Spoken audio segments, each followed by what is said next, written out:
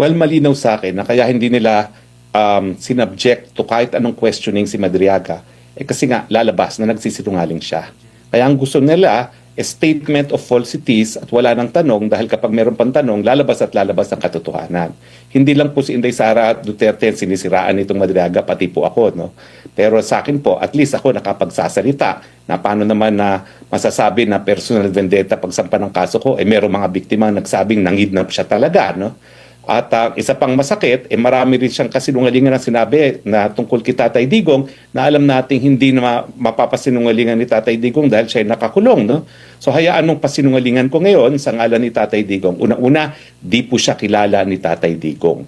Dahil hindi siya kakilala ni Tatay Digong, di po siya pagkakatiwalaan sa kahit anong pag-uutos, lalong-lalo na yung mga sensitibo ng mga pag-uutos. Pangatlo po, di po tumatanggap ng pera si Tatay Digong para panuhol. At pang-apat po, hindi po ever na nagbigay ng pera si Tatay Digong dyan para bumili ng Ducati.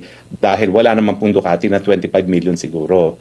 At syempre po, pagdating doon sa mga sinasabi niya na nagpaplano raw si Tatay Digong para mapatalsik itong si Marcos Jr., kung gusto pong gawin ni Tatay Digong yan, matagal nang natanggal si Marcos Jr. Kaya lang po, ayaw ni Tatay Digong yan dahil bilang isang abogado, gusto niya lahat ng proseso sang-ayon sa saligang batas.